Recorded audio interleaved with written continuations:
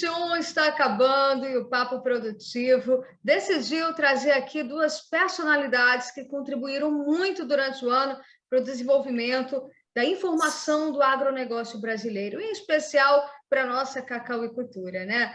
O Papo Produtivo de hoje, gente, é retrô e conversa com Celso Ricardo e o Dr. Carlos Amado, esses dois ícones do entendimento amplo do que seja o desenvolvimento propositivo para o agronegócio brasileiro. Sejam muito bem-vindos de novo aqui à nossa bancada virtual do Papo Produtivo na nossa TV Cacau.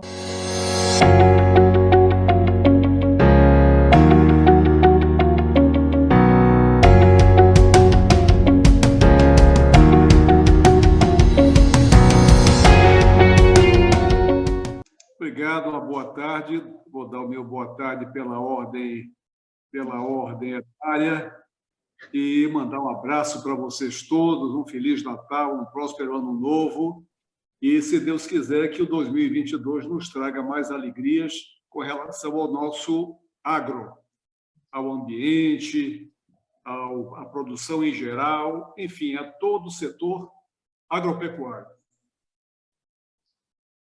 Quero fazer das palavras do Dr. Carlos as minhas, né? Quero agradecer muito a oportunidade de estar aqui com vocês. Quero essa oportunidade que a Caliana nos proporcionou e estar na presença do Dr. Carlos, uma figura que eu admiro demais, tenho muito respeito. E também aproveito a oportunidade para desejar a todos um Feliz Natal, que nós possamos dessa vez nos reunirmos, né, em paz com a nossa família e projetar um ano de 2022 ainda mais próspero, porque para nós que aqui estamos, de uma certa forma, nós precisamos agradecer a oportunidade que temos e projetar uma situação e situações positivas para nós, para o agronegócio brasileiro no ano de 2022. Maravilha. E juntos, Celso, também darmos esse abraço apertado, parabenizando essa guerreira maravilhosa que a região cacaueira conta e que tem feito um trabalho extraordinário em benefício do produtor de cacau. E a Caliana. Perfeito, doutor. Uma referência, uma voz ativa e que faz toda a diferença em prol do cacauicultor e dessa produção maravilhosa que se difunde ao longo dos anos com a história do Brasil. Precisamos, sim, de um abraço muito forte e ficar à disposição dessa figura maravilhosa e muito representativa para o setor de cacau, que é a Caliana, sim, sem dúvida nenhuma. Muito obrigada, gente. Eu vou fazer igual de ouvir só. Se eu for inteligente, eu desligo aqui, acaba aqui, está tudo bem. Com tantos elogios vindos de pessoas como vocês. O que acontece, gente? Nosso agronegócio, ele passou por muitas informações, né? Durante esse ano de 2021, muitas turbulências, muitas pautas foram levantadas no cenário político, e nós aqui, eu acho que tanto o doutor Carlos como o Celso, nós atuamos de uma forma a questionar realmente o que o cenário queria com o agronegócio brasileiro. Tivemos aí a pauta da cacauicultura, com a chamada de uma possível anistia, a eliminação de uma dívida, mas que ainda há uma incógnita sobre os resultados, sobre a viabilidade financeira capitalizada para que o produtor de cacau, de fato, projete. Tivemos aí algumas alterações, algumas turbulências nos setores de milho, o gado, né, soja, que são produções que, de fato, alavancam muito o Brasil. E eu queria que de vocês, assim, uma síntese, a visão de vocês, como foi 2021 para o agronegócio brasileiro, na visão de cada um aí, para a gente começar. Doutor Carlos, faça as honras. Obrigado, Celso. Caliana, esse ano de 2021 teve alguns altos e alguns baixos. Mas não podemos deixar de citar a pandemia, que deixou a sociedade brasileira realmente em uma situação lastimável. Muitos produtores partiram, deixando saudades.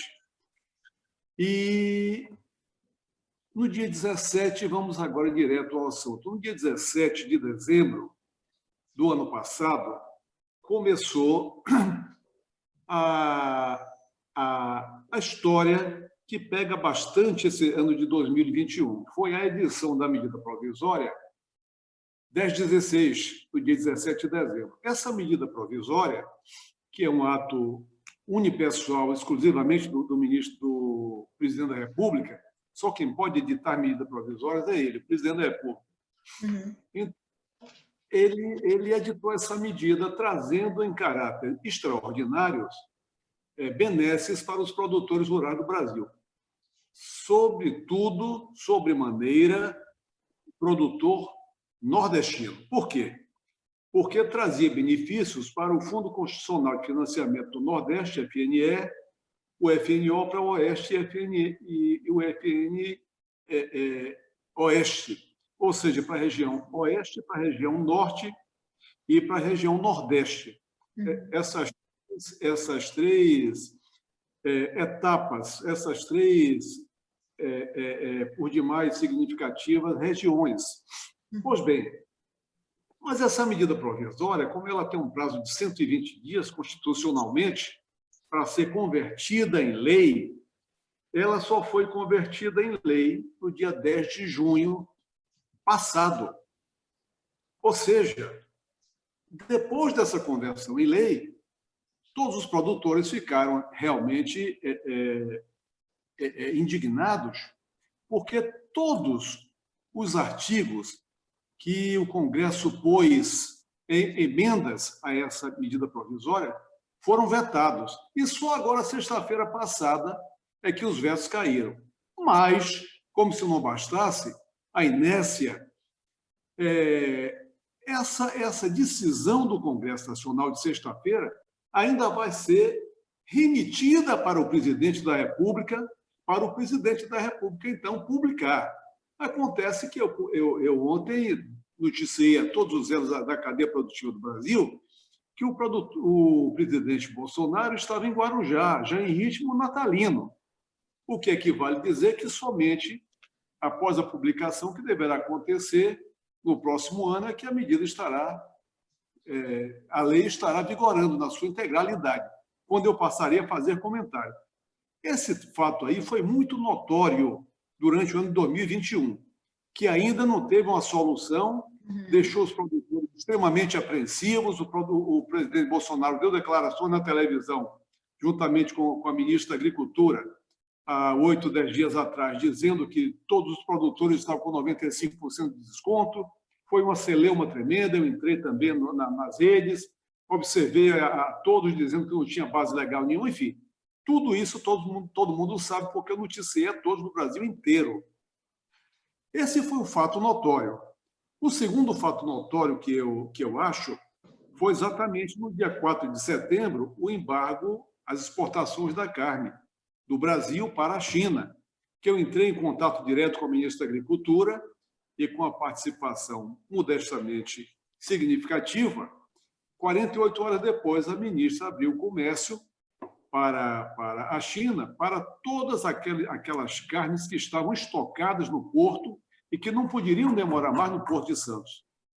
E agora, semana passada, foi aberto a iniciativa chinesa, foi aberto o comércio para exportação de carne de boi para a China. Esse fato foi extremamente notório e poderia trazer grandes prejuízos aos engordadores de boi, notadamente aos confinadores. Os confinadores, os mais prejudicados. Outro fato notório também são 4. Não vou ser muito longo, não, porque o Celso também quer falar. E ele fala muito bem, ele tem conhecimento de causa. O terceiro fato que eu também observei é o seguinte: a Ferrogrão. É um fato que, embora em projetos ainda, mas vai desovar toda aquela produção de soja, de milho e de minério do Mato Grosso para o Pará, numa extensão de 930 quilômetros, e posteriormente para o Porto de Santos, mais de 2.000 quilômetros. Mas isso aí é um lucro a longo prazo. Mas só o projeto já nos deixa, nós brasileiros, orgulhosos do que puder acontecer no futuro no Brasil.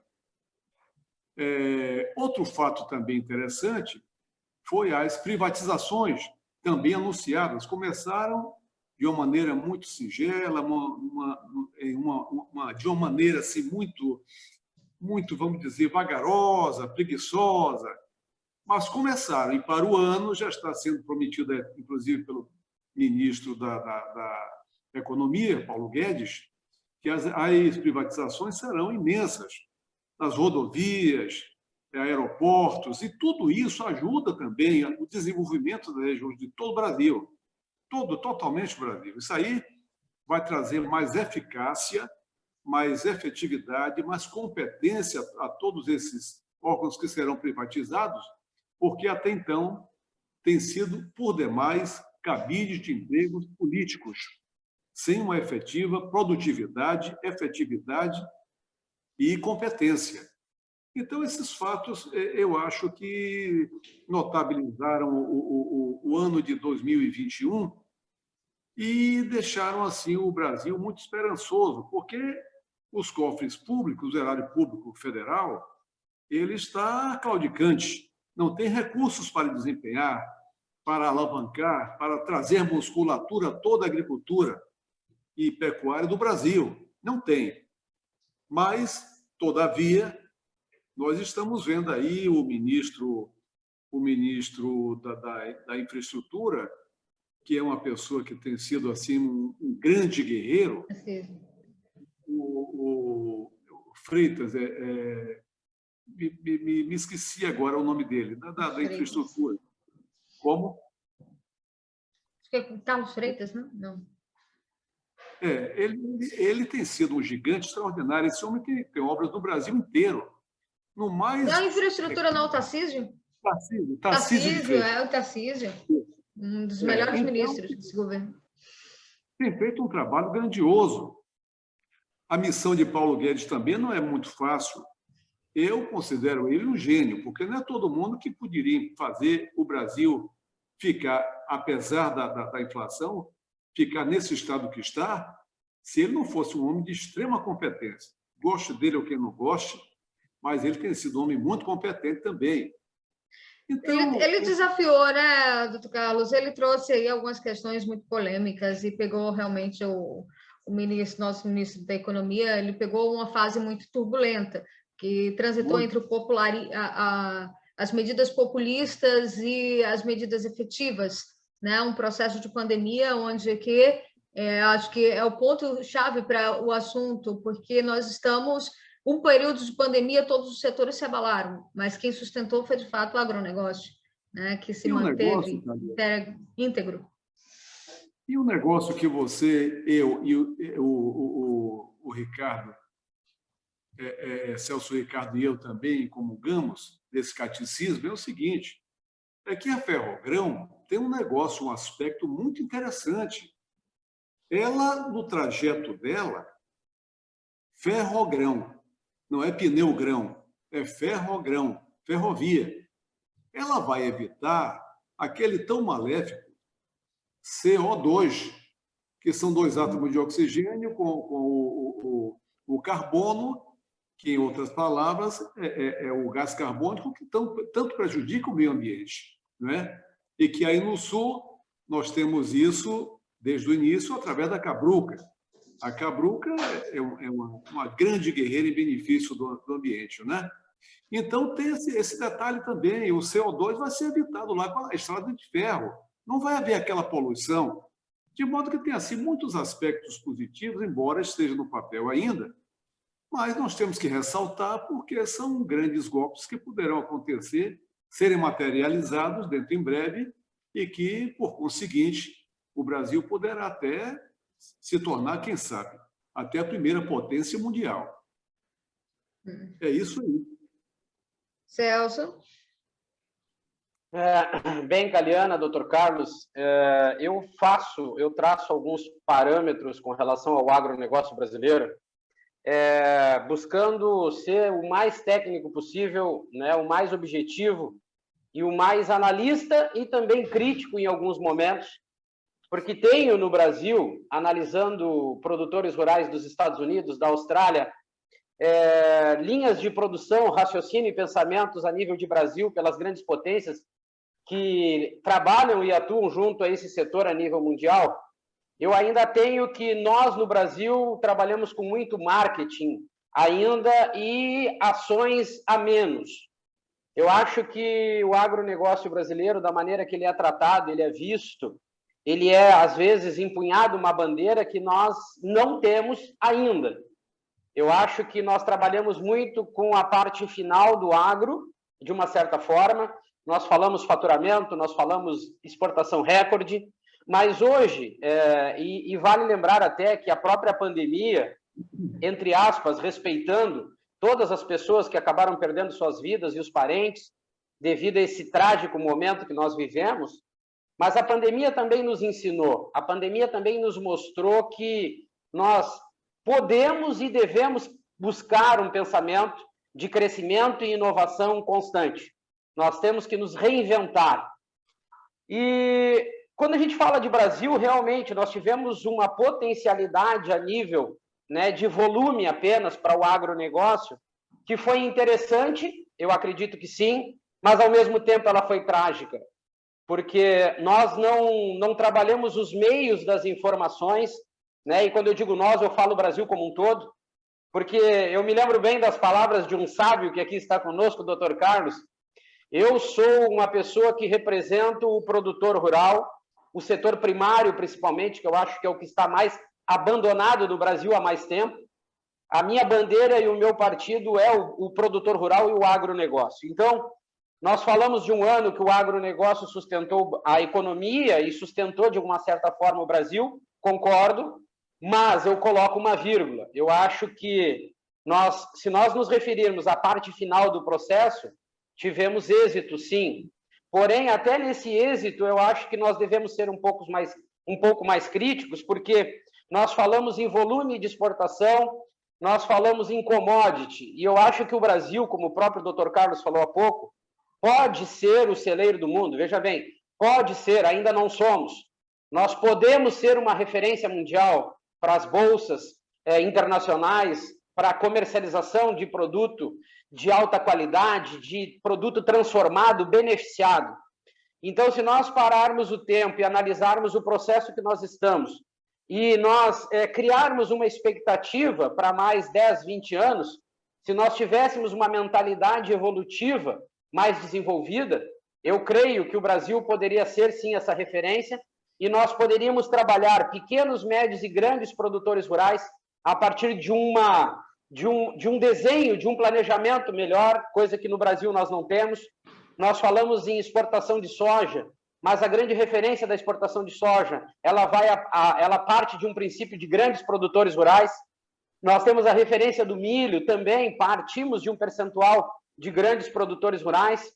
A carne bovina brasileira, eu confesso a vocês que me espanta, porque acompanho produções de carne bovina em 15 estados do Brasil, conheço as escalas de abate, sei que, no máximo, exagerando, 20% dos animais abatidos no Brasil hoje têm uma qualidade que é favorável a ter retorno lucrativo e financeiro.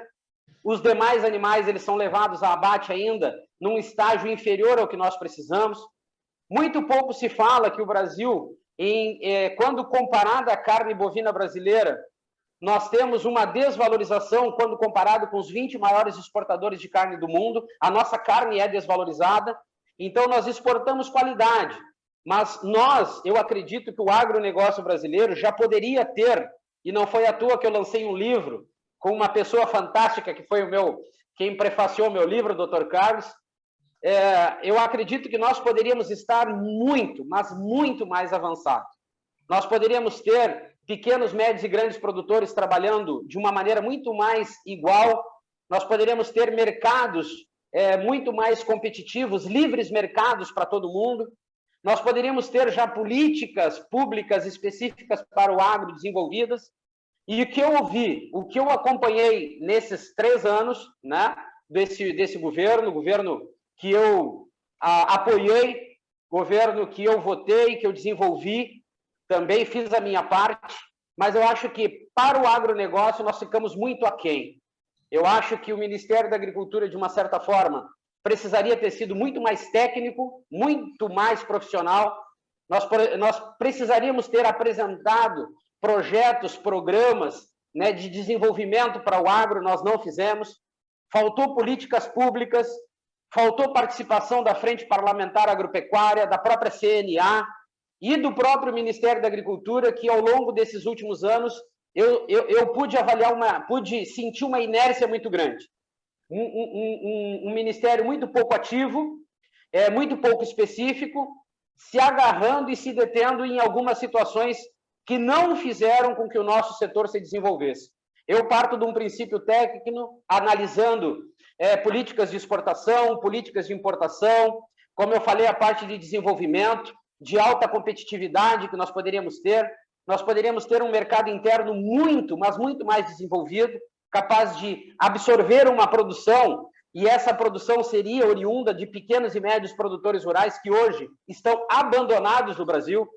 Se nós formos olhar do centro-norte, nós temos políticas praticamente falidas para a agricultura familiar, nós temos uma pecuária de corte deficiente, pecuária de leite, nós estamos importando alimentos com tarifa zero, chegando no Brasil muito mais caro do que nós temos aqui. Então, eu acho que é o momento de nós pensarmos, nós reavaliarmos o processo e projetar, aí sim, com uma esperança, né, muito grande, muito forte, para um ano de 2022 melhor do que esse ano de 2021. Essa é a minha visão, esse é o meu entendimento.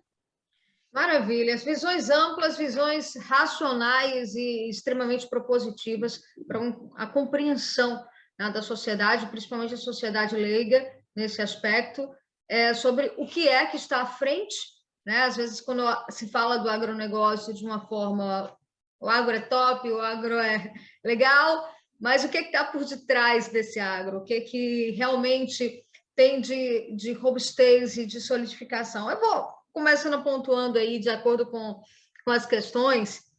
E aí, doutor Carlos, essa questão, o mais recente, né, que nós tivemos, foi o ponto que chamou muita atenção da possível anistia, saída ou redução da dívida, e em específico deste abatimento, vamos dizer assim, 95%. E aí, uma das lives do nosso querido Celso Ricardo, muito bacana, que nós reprojetamos aqui na nossa TV Cacau, tinha um ponto muito bacana da interpretação, 5%, negociação de uma dívida. Mas a discussão da dívida não é que ela nunca existiu? Como é que você negocia o pagamento de algo que você não teve responsabilidade por trazer? Se você não foi o responsável por trazer, como é que você vai pagar? É 5%? É menos? Ok, mas será que o nosso cacauicultor, nosso produtor, tem hoje investimento para esses 5%? Eu queria a visão de vocês sobre essa. Uma negociação racional ou ela contradiz o discurso do produtor, a realidade que se viveu durante mais de 30 anos desse terrível processo da vassoura de bruxa? Caliana, eu não posso entender como um presidente da República, que deve ser muito bem assessorado, chega em rede nacional de televisão para dizer que o Banco do Brasil está fazendo um mutirão e o produtor pode procurá-lo, o banco, que terá 95% de desconto. Imediatamente, no mesmo momento, eu entrei em todas as vezes que eu frequento, norte, sul, leste, oeste, alertando o produtor rural que aquilo não pode existir de um presidente fazer uma declaração daquela em rede nacional. Então, o produtor vai ao Banco do Brasil, no mutirão, no dia seguinte, como muitos foram e voltaram revoltados, e chega até o gerente, ou, enfim, o chefe da carteira, e diz: olha, eu queria pagar minha dívida com 95% de desconto. Ah, você não se enquadra aqui, não? Ah, não, você está fora disso. Pô, mas e a lei que dá o direito do produtor ir lá e pedir os 95% de desconto? Onde é que está essa lei? A norma legal, basilar do negócio? Não tem, não existiu. Então, eu entrei em rede nacional alertando os produtores que não existe esse negócio.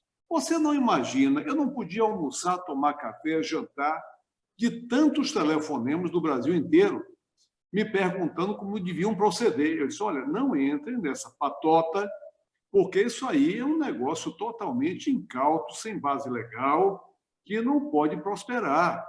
Vocês vão se dar mal. Todos eles voltaram decepcionados. Todos. Agora, se essa lei 14.166/21, que está na mão deverá chegar na mão do presidente para ser publicada, ela é publicada e os artigos que foram vetados agora irão fazer parte dela, se esses artigos afirmarem, derem o direito taxativamente que o produtor rural vai ter 95% de desconto, é diferente. Porque não tem gerente que diga, você está fora. Não, ele é obrigado a acatar sob pena do produtor entrar em juízo e dizer, olha, eu fui ao banco, está aqui a prova, e aí o banco não me concedeu. Entra com execução de obrigação de fazer, com base legal total. É diferente. É diferente. Agora, suponhamos que o produtor agora deverá ter, porque o PRLCB deverá ser incluso. Então, tem o desconto. Olha, nós vamos lhe dar, produtor de cacau, 30% de desconto. Nós vamos lhe dar 50% de desconto. E o cacau? Qual é o produtor que tem condição hoje, já que está vivendo, entre aspas, a míngua, sem ofensa? Eu quero dizer, com total dificuldade até para comprar seus gêneros alimentícios. E não é por menos que muitos foram até o suicídio.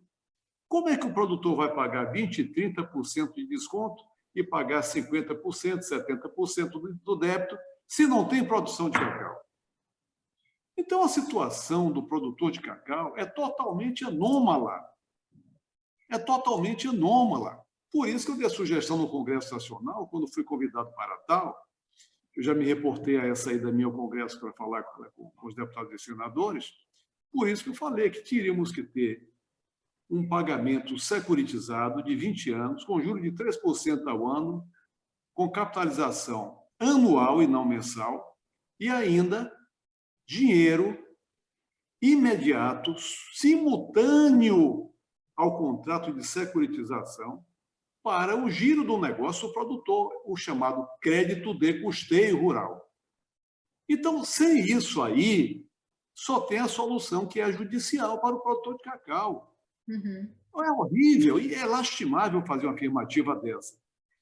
Mas eu vejo o cacau da Bahia, os produtores de cacau da Bahia brilhando na Europa, prêmios fantásticos. O produtor de cacau está mostrando que é competente, que sabe trabalhar, que o cacau tem futuro. E por que o poder público nacional não dá a devida atenção a ele, produtor de cacau, cacauicultor? É uma incógnita, né, Celso? Carlos, é uma incógnita que realmente é algo que nós ficamos sem entender o que é que norteia o segmento dentro de Brasília, na esfera, porque acho que a gente já vinha comentando isso em outros momentos.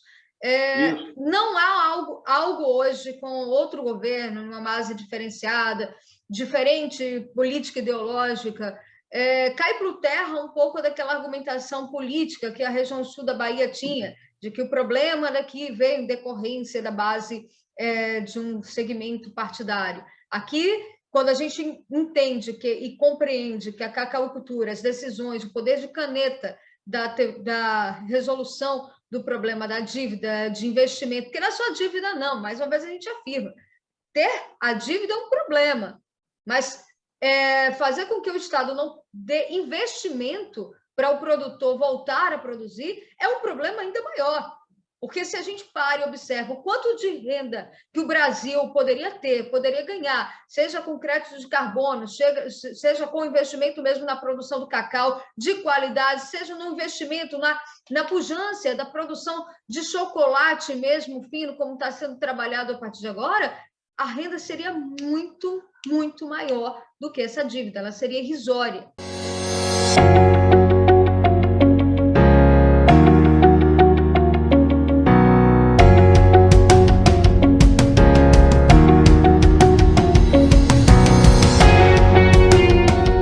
É o seguinte, além de todas aquelas propostas de crédito imediato para o produtor, crédito custeio, eu sugeri também a indispensável suspensão de todas as execuções.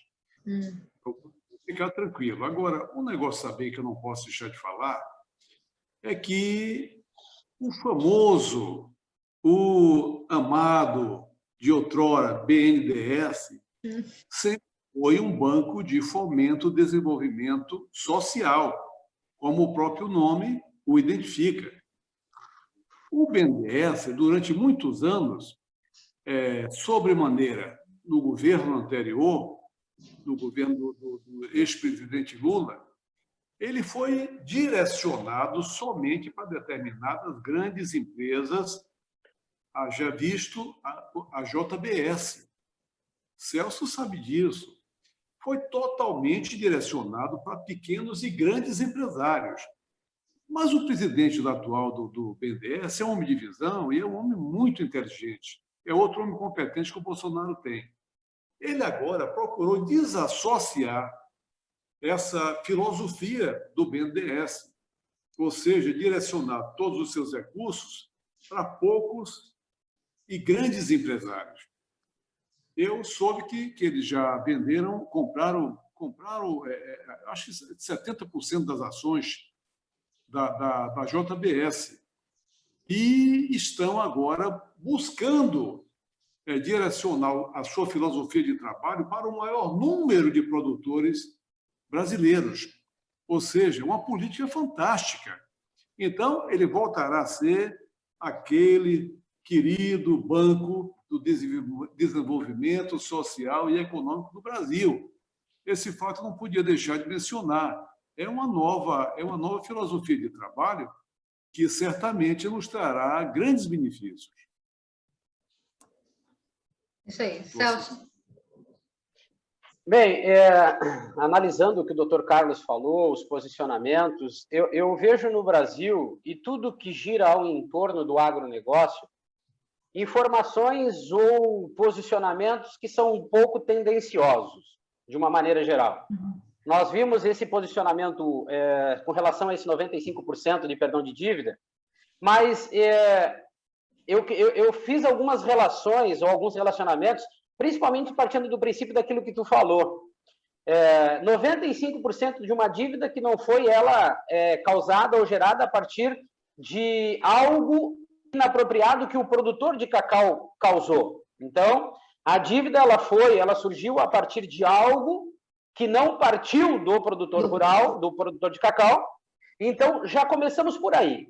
95% de uma dívida que não foi culpa dele. Mas, antes de eu seguir nesse raciocínio, eu faço uma alusão com relação ao que acontece com o arroz, né? Com o arroz e com o Plano Safra.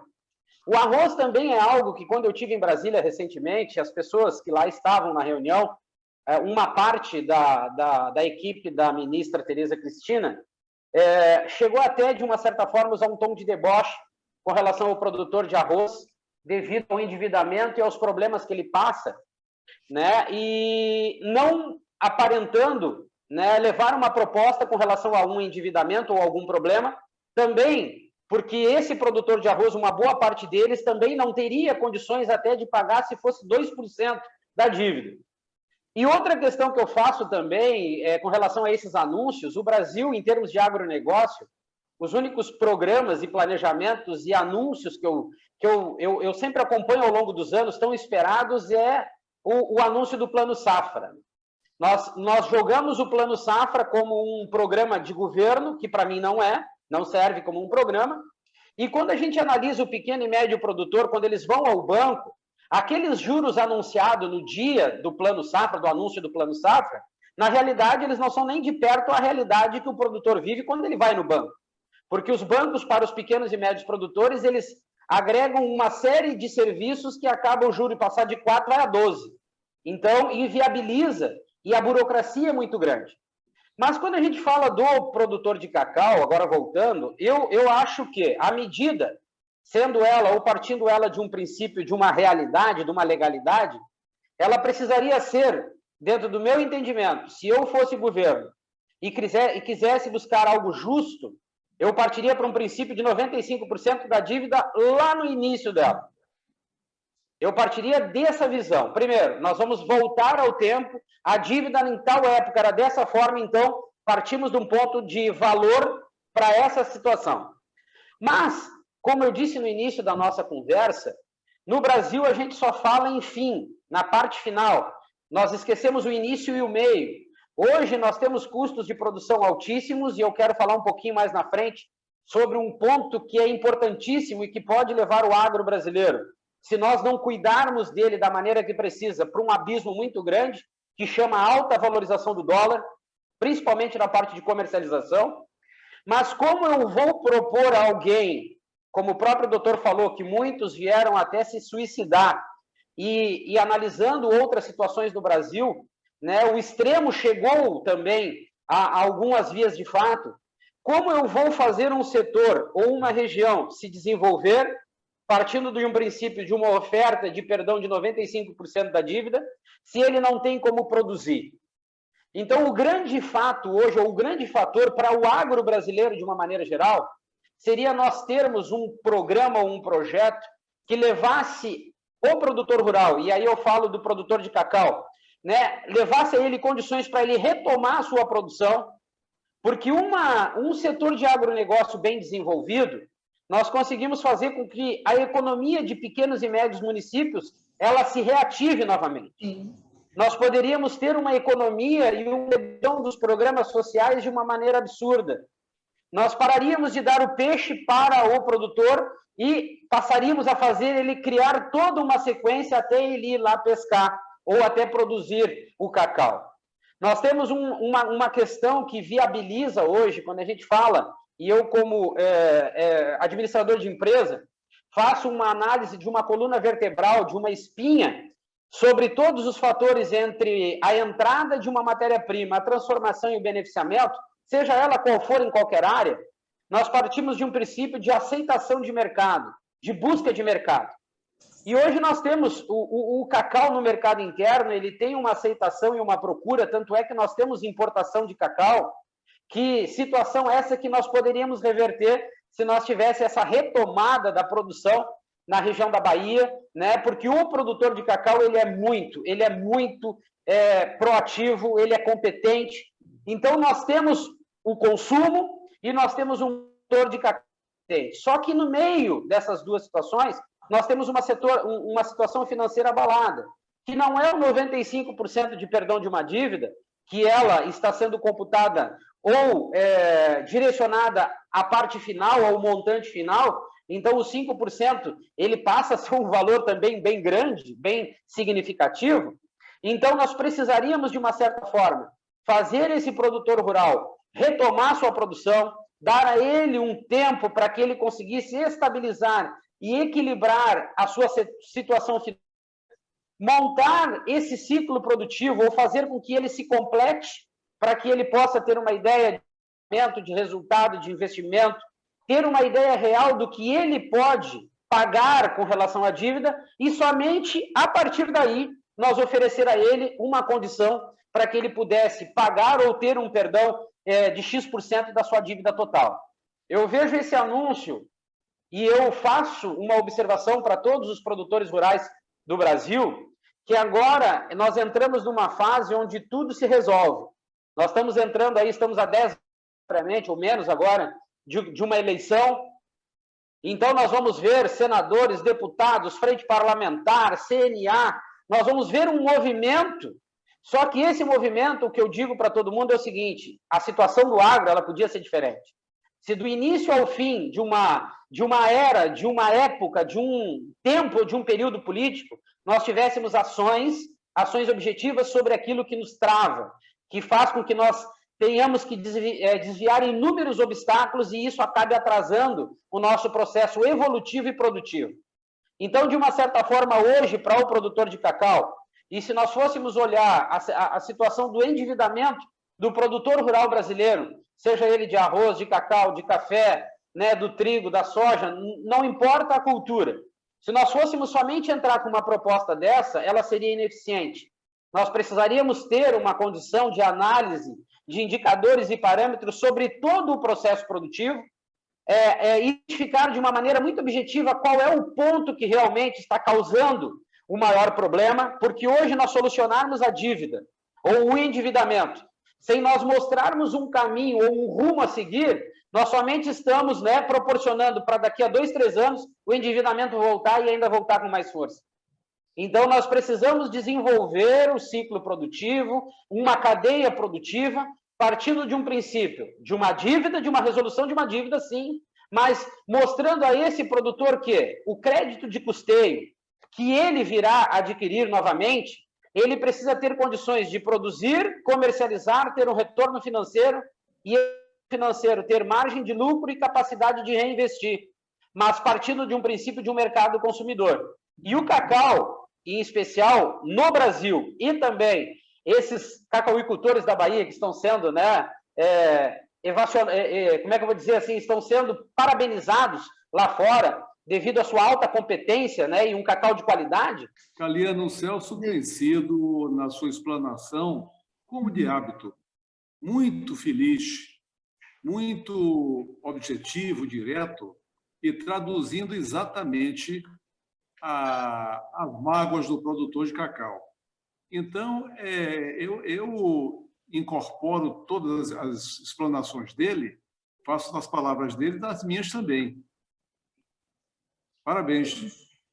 E exatamente, esse posicionamento, Celso, é o que a gente puxa, porque estamos finalizando um ano tenso, um ano de muitas, como você bem disse, muitas resoluções na teoria, né? Porque na prática ainda existe o inúmero abismo de interrogações, perguntas, respostas para se solidificarem, mas existe uma campanha que se inicia em busca de alguns reeleição, outros da consolidação de nome.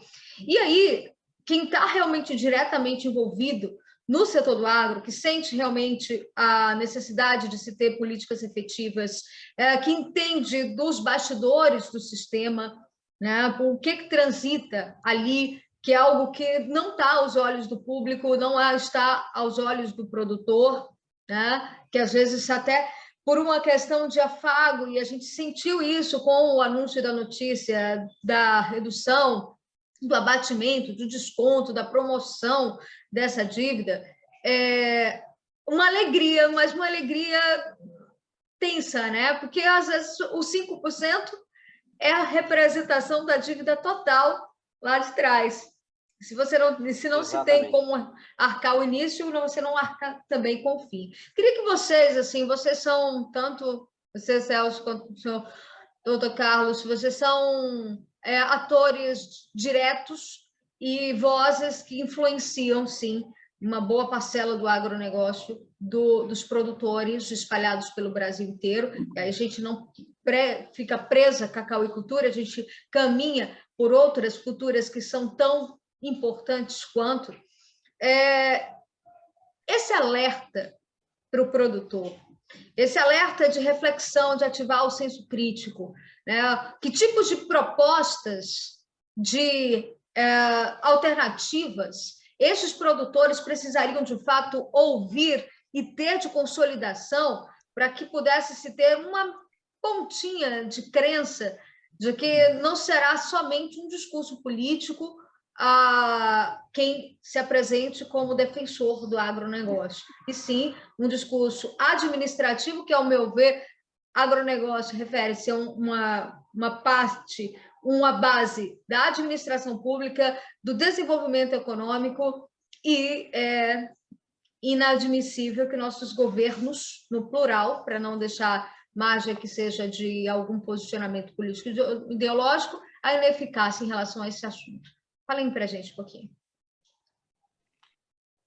Caliana, eu tenho uma explicação que não é muito simpática a todos nós produtores. Não é muito simpática, mas eu me sinto na obrigação de alertar. O produtor rural, ele é extremamente desunido. É um pool de grandes lideranças, e como se trata de grandes lideranças, nenhum dos líderes quer ficar submisso, às vezes, a um chefe, a um diretor, a um superintendente, a um presidente de uma entidade, enfim. Isso torna muito dificultoso. Inclusive, eu me recordo bem que o antigo superintendente da CEPLAC, José Haroldo Vieira, eu era ainda adolescente, eu vi ele um dia dizer o seguinte: o cacauicultor não quer líder, ele não quer ter um líder, ele quer que todos sejam mártires da cacauicultura. Então, se o cacauicultor abrisse um pouco o seu espírito, pessoal, vamos nos reunir aqui, pessoal, vamos fazer aqui um pool e vamos escolher 1, 2, 3 deputados federais, e é quem pesa na balança, na realidade, que estão lá em cima, a nível nacional, vamos escolher para que nos represente na próxima eleição. Mas não fazem isso. Cada um tem a sua escolha. Tem a sua escolha por amizade, por parentesco. Nesse tipo de negócio não se pode ter amizade. Nós temos que escolher um deputado realmente que queira brigar, que seja competente. Não adianta escolhermos nosso amigo, mas que não faz nada. Nós temos que escolher pessoas efetivas que briguem de fato, né? Briguem de fato. Na última eleição, me convidaram para ser deputado federal. Eu disse: não, eu não aceito, não tenho essa intenção, mas o senhor Guilherme Galvão é um grande homem, um grande cacauicultor, figura lutadora, e ele é uma pessoa certa para nos representar, nós cacauicultores. Ele partiu para ser candidato a deputado federal, teve 9.500 votos no sul da Bahia. Ora, o sul da Bahia sim, e ele me disse o seguinte, que grande parte desses votos, pessoas de Salvador. Então, o sul da Bahia, para ter um grande lutador lá, um deputado federal, sequer deu 10 mil votos a esse candidato a deputado federal. Então, o cacauicultor precisa disso. Mas é difícil, Caliano. É difícil. Eu tenho recebido muitos convites, mas eu não. Eu sei que não é assim como se pensa. Teve uma comitiva aqui na minha casa, há 15 dias atrás, querendo que eu fosse candidato a deputado federal. Eu disse: olha, eu agradeço demais, de joelhos, mas eu não quero. Por quê? Porque não existe união entre os cacauicultores. Essa representatividade nossa é que poderá nos enriquecer, nos fazer respeitados no Brasil e conseguirmos o que todos nós, cacauicultores, precisamos. É isso aí. Eu estendo do cacauicultor para o produtor rural brasileiro. Falando na pecuária de corte, falando na pecuária de leite, a desunião é o marco inicial para os resultados negativos, né, aos interesses, os resultados, né, que não interessem ao produtor rural, o ponto máximo, a desunião. Mas eu faço uma observação com relação a um amigo cacauicultor aí do sul da Bahia, que faz parte de alguns grupos de WhatsApp, que quando relacionam o meu nome em alguma conversa, o pessoal me chama de estrangeiro e que eu não poderia estar defendendo os interesses do agro por não ser da região. Olha só o limite, né, da cabeça ou do pensamento das pessoas, porque, assim como o doutor Carlos estava comentando, hoje, nem deputado federal e nem senador da Bahia, de uma maneira geral, está preocupado com o cacau. Se nós partimos para analisar até o próprio posicionamento do superintendente, quando eu estive ao lado dele, me causou um espanto pela falta de interesse em resolver o problema, né, de uma maneira que não é difícil e que não seria uma maneira dispendiciosa de valores financeiros altos. Nós poderíamos retomar a produção do sul da Bahia de uma maneira muito rápida, até considerando todos os fatores contrários que existem. O que falta é interesse e força de vontade, partindo desse princípio. Mas quando a gente faz uma análise geral, eu colocaria algumas questões que me preocupam muito hoje. Mesmo com as ideias um pouco vagas que algumas pessoas têm sobre o agro, e os comentários que a gente escuta pelo Brasil de que o agro é isso, o agro é aquilo, nós temos duas situações que me causam um problema, me causam uma preocupação. A primeira é se, a partir de qualquer projeto hoje, devido ao alto custo de produção, e eu falo para grãos e falo para proteína animal, o alto custo de produção e esse alto custo de produção ter uma correlação muito grande com a valorização do dólar, se nós tivermos qualquer queda na valorização do dólar, nós estamos caindo morro abaixo de uma maneira assim que eu não vejo como nós estabilizar a queda. É o primeiro ponto que me assusta muito. E quando nós falamos de exportação, né, quando nós falamos em faturamento, exportação recorde, a China dependência me preocupa demais também. Nós, de uma maneira que eu classifico, na minha opinião, inconsequente, fizemos com que todo um setor de uma importância muito grande para o Brasil direcionasse as suas atenções para um país que nós temos um acordo de livre comércio. Eu acho um acordo interessante, porém a China se beneficia muito mais desse comércio do que o Brasil.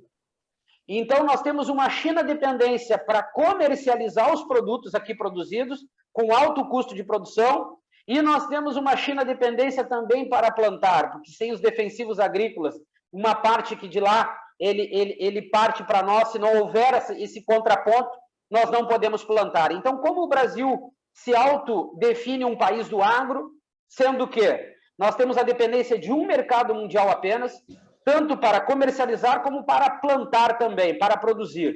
Então, de uma maneira geral, eu faço algumas observações para o produtor rural, principalmente partindo de um princípio, custo de produção. A falta hoje de um programa de exportação para o Brasil, um projeto, uma política de exportação que amplie os horizontes e que esteja à disposição. E aí eu recaio sobre informação. O agronegócio brasileiro tem muito pouca informação à sua disposição. Quem compra o quê, como, quando, onde, que valor, que quantidade. Nós deveríamos, de uma certa forma, expandir essa visão sobre o mercado de exportação e deixar aberta para todos. O que eu digo hoje, se nós partirmos de um princípio de um pequeno produtor apenas, ele pode ser que não tenha condições dele, a princípio, partir para uma exportação. Mas se nós desenvolvermos um senso de cooperativismo, se nós desenvolvermos um senso de agregar valor, nós poderíamos fazer com que o salto na economia brasileira fosse muito grande, nós conseguiríamos reverter muitas situações negativas, partindo de um princípio, de um percentual grande que o agronegócio tem no PIB nacional. Então, nós poderíamos, a partir de uma simples mudança numa política de exportação, dar um salto econômico muito grande. E se nós analisássemos os dois cenários que nós temos, cenário externo e cenário interno, das fronteiras para fora e das fronteiras para dentro, nós analisarmos antes e dentro da porteira, que é um fator muito jogado e muito esquecido no Brasil, se nós desenvolvêssemos projetos e programas partindo dessa análise macro, Caliana e Dr. Carlos, eu não tenho dúvida que o Brasil partiria por uma redução nesses programas sociais, nós teríamos um reavivamento da economia dos pequenos e médios municípios, nós teríamos uma condição financeira dentro do Brasil muito melhor do que nós temos hoje, e nós teríamos um mercado e um quadro de exportação também muito maior, porém partindo de um princípio, de um processo evolutivo de produção, produtividade e produto, deixando de ser uma referência de commodity e passando a ser uma referência também de produto transformado, beneficiado, que aí sim, o valor agregado e o retorno, a margem de lucro para todos, seja em divisas para o Brasil, partindo de um princípio de exportação, e para ele, produtor rural, que produz o setor primário, eu teria certeza que a parte estável, a estabilidade, o equilíbrio, principalmente econômico, seria o grande diferencial do Brasil. E nós teríamos produtores rurais muito mais competitivos lá fora, que hoje nós não estamos proporcionando competitividade para o nosso produtor rural. Isso aí, é mais técnica, né, Celso, doutor Carlos? Mais técnica dentro das políticas públicas. faltam profissionais, digamos, falta um ministro como o Celso, talvez o deputado como o doutor Carlos, faltam pessoas que observam o cenário político, principalmente o agronegócio, inúmeros outros setores necessitam esta visão também, mas como o agronegócio é algo que sustenta muito a sociedade, o país, todo mundo precisa de algo para se alimentar, para produzir, e essa base da gente saber exatamente o que a gente está importando, o que a gente pode exportar, o que nós podemos ganhar com isso de uma maneira sustentável, de uma maneira propositiva, parte de políticas. Eu sempre costumo dizer que a gente tem a filosofia, nós temos a teoria, nós temos o conhecimento e a boa vontade, mas definitivamente quem decide os rumos, os caminhos, é quem tem o poder da caneta. E, lamentavelmente, poucos na história do país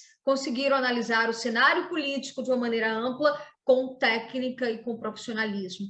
Então, isso realmente é algo que faz com que nós convoquemos todos que estão, talvez, reclamando no sofá, né? Brigando com a televisão ou com hoje os computadores e celulares, que levanta e vai para a linha de frente, briga realmente e se posiciona, porque de apatia e de a gente conseguir permitir com que o outro não brigue, não lute, a gente também não agir. Quando a gente desencoraja alguém, é porque a gente também não tem coragem de ir. E aí vem aquela máxima, né? Os bons que não fazem política serão governados pelos maus que a fazem.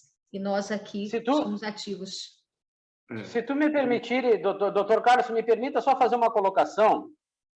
Eu vejo, a nível de Brasil, quando a gente fala sobre ministério, eu sempre parto de um princípio de análise de qualquer governo sobre a definição de quem será o ministro da Economia. Todas as referências que eu vejo sobre o Ministério da Economia partem de um princípio de um bom profissional da área de economia. E o que eu vejo no Brasil é a falta de princípios e critérios para escolher o ministro da Agricultura também.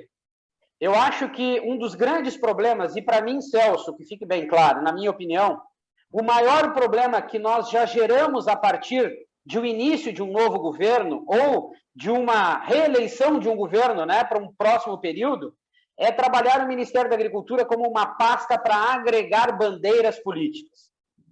Se usa o Ministério da Agricultura para fazer acordos políticos, para nós agregarmos bandeiras políticas aos interesses de um governo apenas.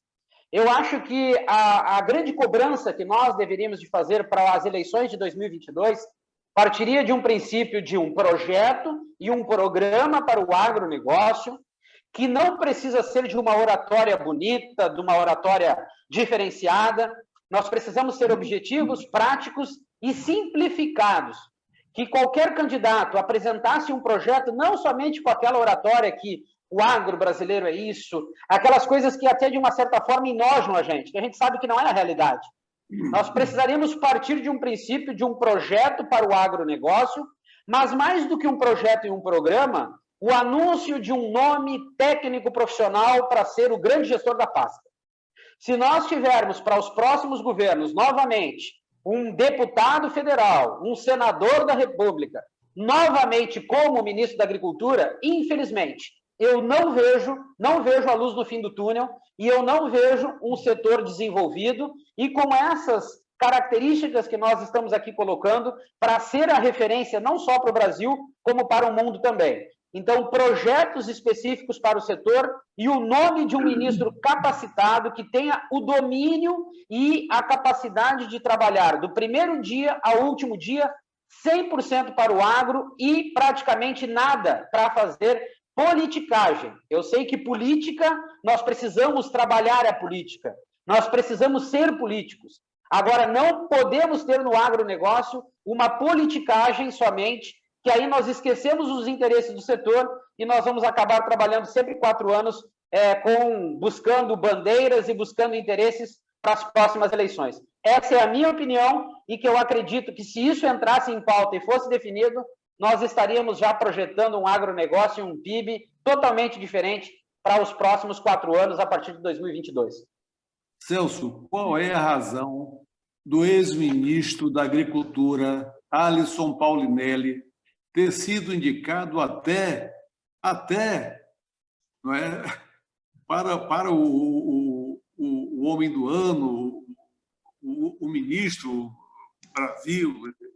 Qual é a grande razão que ele foi indicado e sempre está sendo lembrado, não obstante estar em torno de 85 anos de idade, sempre comparecendo e respeitado? Porque, até o momento, foi o único grande técnico que o presidente Juscelino trouxe de lá, de Minas Gerais, ainda jovem, fê-lo ministro da Agricultura. O Brasil estourou naquela época como um grande produtor, graças ao Alisson Paulinelli, e hoje ele está sendo indicado aí para grandes prêmios, grandes referenciais universalmente em todo o mundo. Por quê? Porque ele até agora foi o único realmente técnico, o técnico que entende de agricultura que ocupou esse cargo.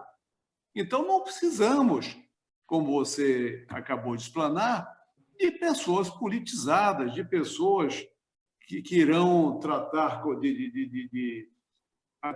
Ministério da Agricultura de uma maneira extremamente política. Nós temos que tratar de uma maneira principalmente técnica. E é por isso que o ministro ficou notabilizado até hoje. O que eu vejo é que Brasília, quando a gente fala em agronegócio, ela vive num mundo. E quando a gente fala de agronegócio no Brasil, é outro mundo. Então, quando a gente sai andando pelas estradas no Brasil, a gente vai vendo as dificuldades, né, os problemas e as situações negativas e adversas que acabam travando o desenvolvimento do setor. Enquanto nós tivermos bandeiras representativas no agro, partindo de um princípio de Brasília, eu deixo de entrar nesse estado porque ele é de uma outra bandeira, é de um outro partido, eu deixo de procurar a Secretaria de Agricultura daquele estado porque ele é contrário aos interesses do meu governo. Enquanto nós não acabarmos com isso e abrirmos as fronteiras do Brasil para o Ministério da Agricultura no Brasil, infelizmente nós não... aí eu me coloco, eu não vejo a tão esperada luz no fim do túnel. Eu quero abraçar de todo o coração o telefone, como se estivesse abraçando todos os produtores de cacau da Bahia e a você, Caliana, e que Deus nos dê, Celso, um feliz e próspero 2022, se Deus quiser. Obrigado por tudo, querido, e tudo de bom para você e para toda a região sul da Bahia. Temos um grande desafio pela frente, né? 2022 vai ser um ano de muita reflexão e a opinião de cada um de vocês, as lives, as reuniões de vocês, as informações serão cruciais para nós levarmos informação plena, sábia, técnica, profissional para o nosso cidadão. Porque às vezes, Celso e Dr. Carlos, às vezes eles não sabem o que estão votando, em quem está votando, por que está votando, porque não tem acesso a esta amplitude de informação. Acha que apenas o agro é você colher, mas não esquece o que tem por detrás de tudo isso. E vocês são atores necessários para que essa informação chegue de maneira plena e saudável para o nosso receptor, nosso cidadão, nosso eleitor. Muito obrigada. Eu vou deixar para vocês as palavras finais, só aqui agradecendo o ano, né, de informação que vocês trouxeram para a TV Cacau, vocês trouxeram aqui para mim, enquanto jornalista, enquanto profissional, que apaixonada pelo agronegócio, e tendo vocês como, digamos, meus consultores de informação plena, a gente só tem a levar realmente o que é de melhor para quem está do outro lado da telinha, do outro lado do nosso cyberespaço. Muito obrigada. Bom, eu tenho que agradecer, em primeiro lugar, a oportunidade que vocês me deram. Eu agradeço demais essa amizade com o Dr. Carlos, esse conhecimento, essa pessoa fantástica, que agrega, com certeza, para a minha vida profissional e a minha vida junto ao agronegócio, sempre que nós trocamos mensagens pelo WhatsApp, é fantástico, uma pessoa que eu admiro, e ele sabe disso. Quero te agradecer, Caliana, as oportunidades de ter te conhecido também. Pode ter certeza que cada vez que eu escuto um áudio, que eu vejo um vídeo desse trabalho maravilhoso que tu faz através da TV Cacau, eu aprendo demais e eu busco dentro do critério dentro de ser criterioso, os detalhes para que a gente possa, de uma certa forma, agregar um pouquinho e ajudar, de uma maneira geral, o produtor de cacau do Brasil, né? De uma maneira geral, eu tenho comentado e falado com muitas pessoas do Pará também, que produzem cacau lá. A gente tem expandido por pessoas de Rondônia, é impressionante. Mas eu quero agradecer a vocês pela oportunidade, desejar um ano de 2022 próspero demais, que nós tenhamos muito trabalho, mas que nós tenhamos também a oportunidade de poder levar um pouquinho da nossa visão, do nosso conhecimento, daquilo que nós entendemos também que seria importante para o desenvolvimento do setor, e em especial aí para o sul da Bahia. Podem contar comigo sempre que precisarem, estarei sempre à disposição, e também com essa bandeira do cacau levantada, hasteada, sempre durante todos os dias do ano, esperando que, de alguma forma, nós possamos ter um posicionamento efetivo, um posicionamento que realmente leve a ele, produtor de cacau, um pouquinho mais de alento, um pouquinho mais de alegria, né? Um pouquinho mais de atenção. Que esse produtor de cacau, que tem essa história belíssima, essa cultura que ela se difunde a história do Brasil, que de uma certa forma está abandonada, que nós passamos a respeitar e dar a ela a atenção que ela merece. Esses são os meus votos e o meu agradecimento a cada um de vocês dois. Idem, mais uma vez, meu grande abraço, bem apertado a todos. TV Cacau, produzindo conteúdos com fruto do conhecimento.